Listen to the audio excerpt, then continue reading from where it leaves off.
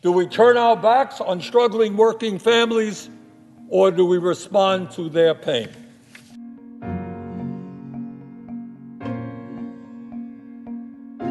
We should all be very, very clear.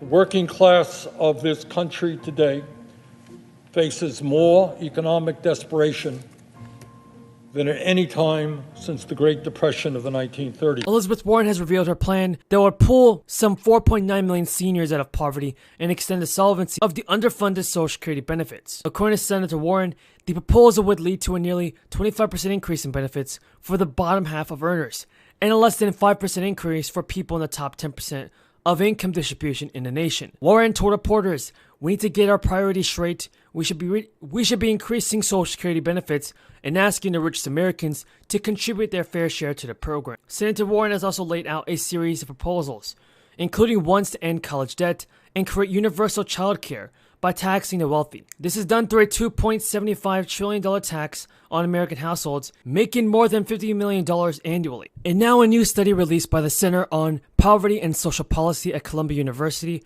almost 4 million American children fell into poverty last month after the expanded child tax credit temporarily paused. The lapse of monthly child tax credit payments in January pushed 3.7 million children below the poverty line. And according to federal data, the child poverty rate rose from 12.1% in December to 17% in January. That's an increase of 41%. Researchers have said that while in place, the monthly child tax credit payments buffered family finances amidst the ongoing crisis, increased families' abilities to meet their basic needs, and reduced child poverty and food insufficiency. The $1.9 trillion stimulus bill, signed by the president, increased the amount of money parents receive through the child tax credit to $250 per child between 6 and 17, and $300 for each child younger than 6. The bill also removed work requirements for the child tax credit, and more than 36 million households covering 61 million children received expanded child tax credit payments from July through December last year. Caring for our veterans has been a central focus of my administration since day one. And for the last year, the Department of Veterans Affairs, led by Secretary McDonough, has been the linchpin of our government-wide push to make life better for American veterans. Providing assistance through this pandemic, like job training and housing. We're helping lower-income veterans access VA care debt-free. We're expanding access to health care services for women veterans and the LGBTQ community veterans. We're implementing a plan to bring down the rate of suicide among service members and veterans. You know, it's sad to say, but to this day, we average 17 veterans a day commit suicide. Every single day. More than get killed in combat. Every single day.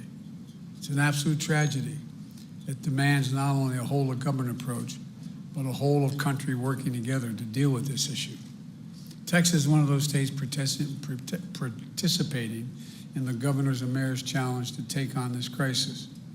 And as I announced in my State of the Union message, we're focusing on meeting the specific care and needs for all our veterans who suffer because of their service, for all our veterans. We learned a horrible lesson after Vietnam. It was the harmful effects of Agent Orange, which were dropped upon so many thousands of veterans, and the years it took to manifest illnesses in veterans. Because then the veteran had to prove that whatever his problem was directly a consequence of Agent Orange. Well, we passed a law that I was proud to be a co-sponsor of a long time ago, saying that if you had Agent Orange drop upon you, it was presumed that the illness you had was the consequence of that. And how we're even slower to connect the dots of what's happening to those too many Vietnam veterans living in a lurch, unable to access the care they needed. It was only in the past year that we added bladder cancer and conditions of underactive thyroid